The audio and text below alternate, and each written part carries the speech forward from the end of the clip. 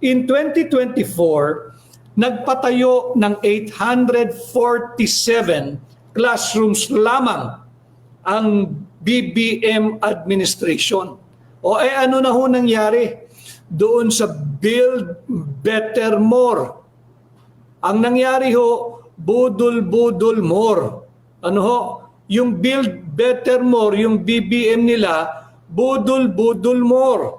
Alam na ho nila na may 165,000 classrooms na shortage or backlog. Ang ipinatayo lamang noong 2024 ay 847. Malaking pagpapabaya po ito.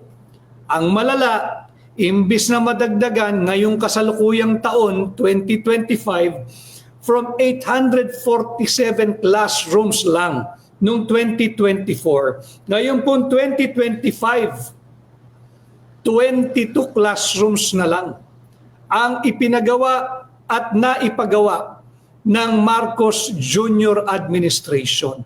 Di ba't kaluoy, kaawa-awa, kalunos-lunos ang ating mga kabataan?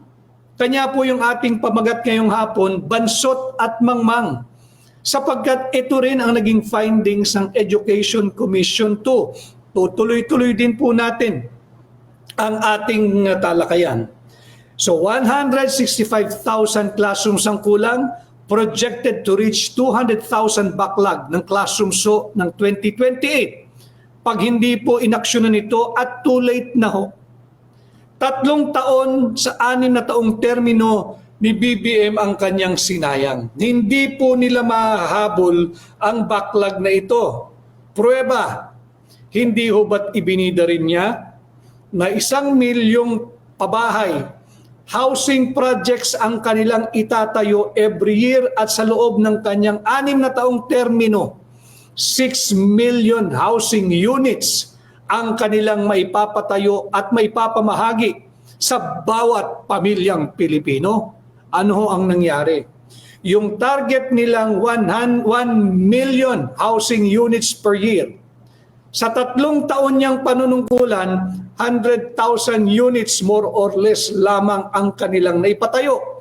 At hindi lang po kanila yun. Yun po ay yung sinama na nila, yung mga natapos sa kanyang termino pero sinumulan nung dating administrasyon. Ano ho? Linalagyan lang natin ng tamang konteksto para higit po tayong magkaunawaan sa importansya ng pampublikong edukasyon. So,